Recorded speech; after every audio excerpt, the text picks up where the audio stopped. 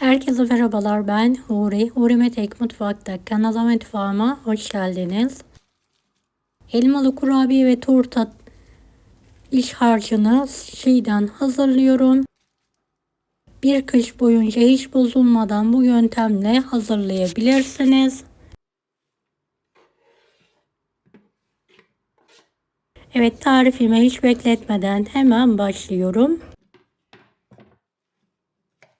Şöyle bahçeden topladığım bir kasa yıkadığım elmalarım var ve incirlerim var. Elmaları kabuklarıyla birlikte rendeliyorum.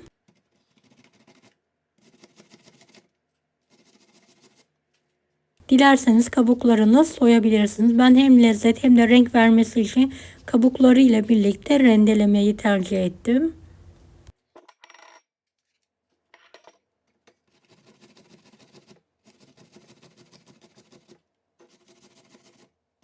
Emek verdiğim bu videoyu sevdiklerinize paylaşarak bana destek olabilirsiniz.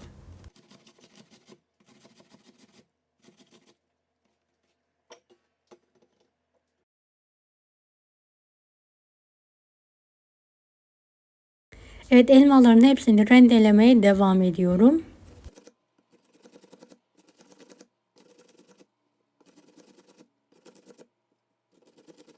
Beni hangi ülkeden veya şehirden izliyorsunuz merak ediyorum. Yoruma yazarsanız sevinirim.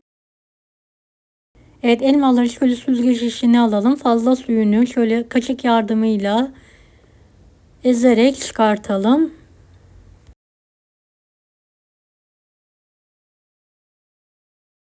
Sulu olmamalı. Şöyle biraz bekletelim. Tamamen suyu süzülsün. Evet, yıkadığım incirleri ortadan ikiye yarıyorum.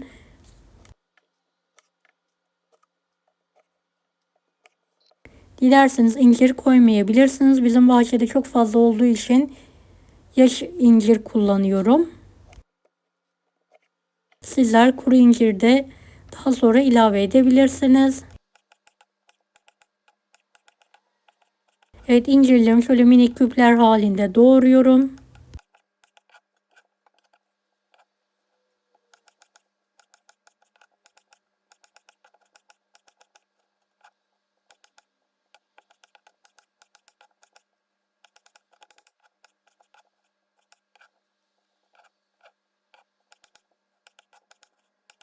Doğradığım incirleri elmaların üzerine ilave ediyorum.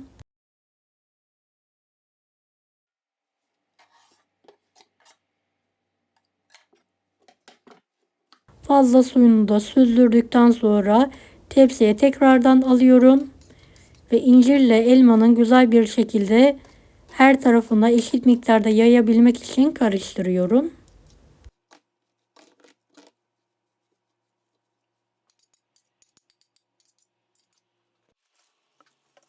Evet, bir elmalık, bir turtalık tarif olacak şekilde poşetlere dolduruyorum.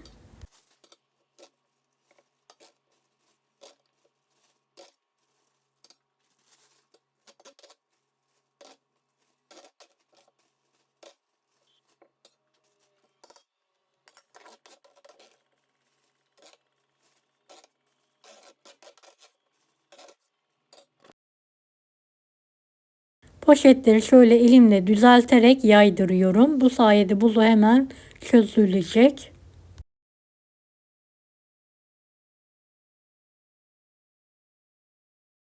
Evet, kışın buzluktan çıkartarak şekerini, üzümünü, en son tarçınını ve cevizini ilave ederek pişirerek hazırlayabilirsiniz.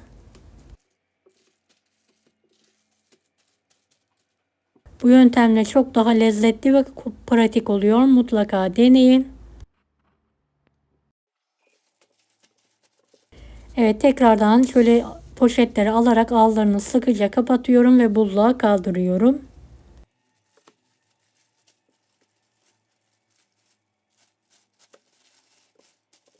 Evet, kanalıma ücretsiz abone olmayı unutmayın. Allah'a emanet olun. Hoşçakalın.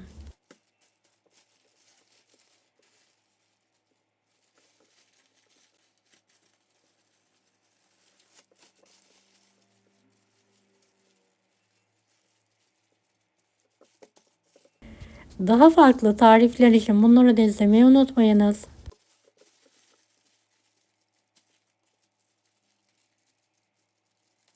Kolay gelsin herkese.